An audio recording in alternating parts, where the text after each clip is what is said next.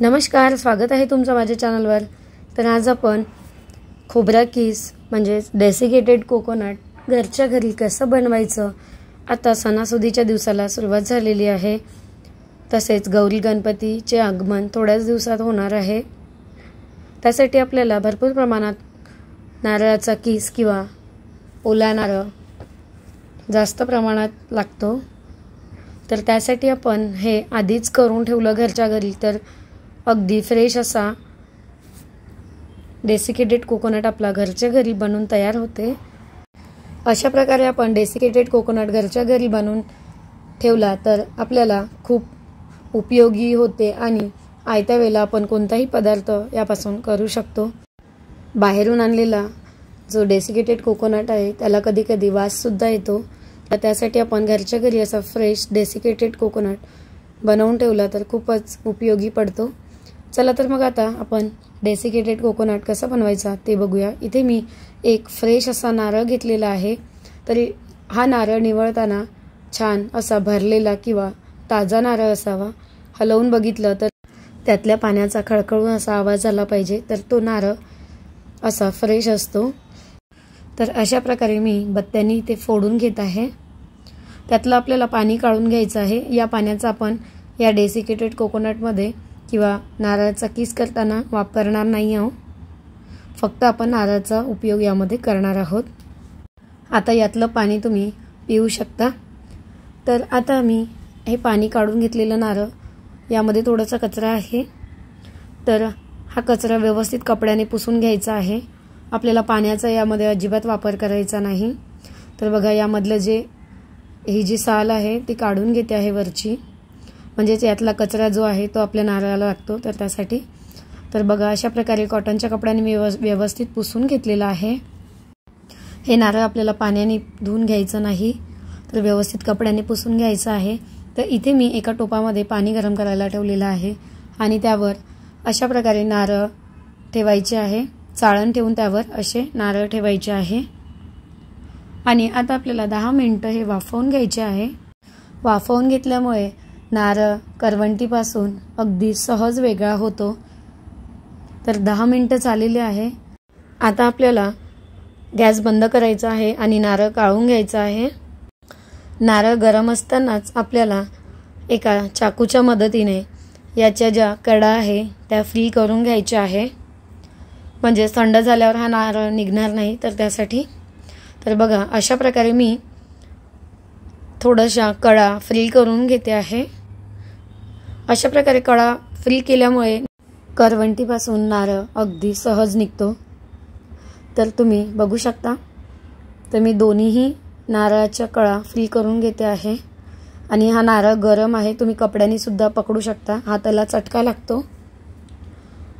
तर बघा, गरम असल्यामुळे मी असा व्यवस्थित पकडू शकत नाही। गरम असतानाच आपल्याला ही प्रोसेस करायची आहे, थंड झाल्यावर नारळ निघणार नाही। तर बघू शकता, अशा प्रकारे सर्व बाजूने आपण चाकूने असं मार्क करून घेऊया आणि सहज ही करवंटी नारळापासून वेगळी होते। तर याचा हलकासा कलर सुद्धा थोडासा बदललेला आहे आणि या नारळाचा जो कच्चेपणा आहे तो सुद्धा निघून जातो। तर त्यासाठी आपल्याला हे वाफवून घेणं खूप गरजेचं आहे। तर वाफवून घेतल्यामुळे नारळ अगदी सहज निघतो आणि आपल्याला जास्त प्रमाणात नारळाचं लाडू किंवा काही बनवायचं असेल तर याप्रमाणे वाफवून घेतल्यामुळे अगदी काम आपलं सोपं होतं।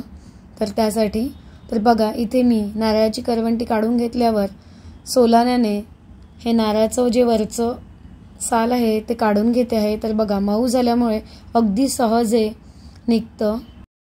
आता दोन्ही मी नारळाच्या वरची जी साल आहे ती काढून घेतलेली आहे। तर आता आपल्याला हा नारळ किसून घ्यायचा आहे।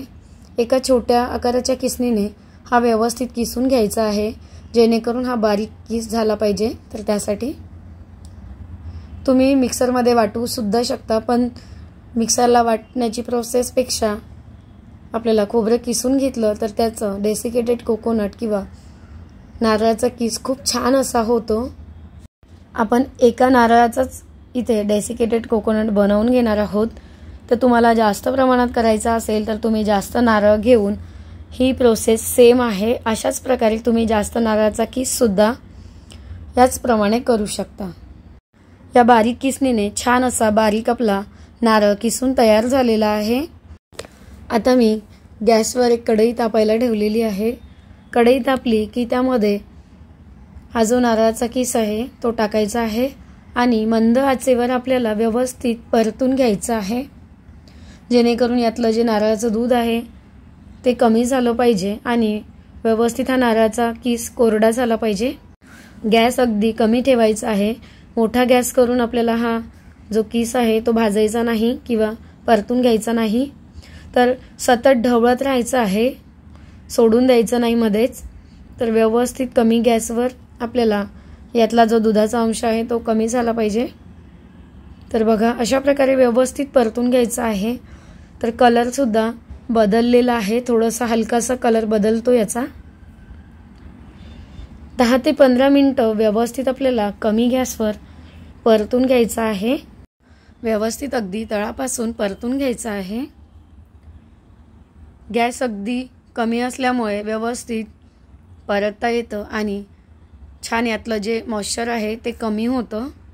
तर 10 ते 15 मिनिटानंतर बघू शकता आपलं नारळ जे आहे किंवा डेसिकेटेड कोकोनट अगदी बनवून तयार होते। अशा प्रकारे डेसिकेटेड कोकोनट घरी बनवून असलं की आपण सहज त्यापासून कोणताही पदार्थ बनवू शकतो आणि सणासुदीला आपली धावपळ सुद्धा होत नाही। अगदी मंद गॅसवर हे खोबरं परतल्यामुळे आपल्या या डेसिकेटेड कोकोनटला बुरशी लागणार नाही किंवा खराब सुद्धा होणार नाही, अगदी सुटसुटीत बनवून तयार होते। तर बघू शकता आपलं डेसिकेटेड कोकोनट घरच्या घरी 10 ते 15 मिनिटात बनवून तयार झालेलं आहे। तर अगदी सुटसुटीत आणि विकतच्यासारखं झालेलं आहे। आणखी थोडं थंड झालं की हे सुटसुटीत आणि छान मोकळं होतं आणि कडक सुद्धा होतं। तर अगदी मार्केटसारखं डेसिकेटेड कोकोनट घरच्या घरी आपलं बनवून तयार झालेलं आहे। कुठलंही प्रिझर्वेटिव्ह न वापरता आपण घरच्या घरी अगदी हायजेनिक पद्धतीने डेसिकेटेड कोकोनट तयार केलेलं आहे। तर हे डेसिकेटेड कोकोनट हवाबंद डब्यामध्ये 15 ते 20 दिवस अगदी सहज टिकतं। तर ही रेसिपी आवडल्यास लाईक, शेअर आणि सबस्क्राईब करायला विसरू नका। अशाच नवनवीन व्हिडिओबरोबर भेटूया, तोपर्यंत धन्यवाद।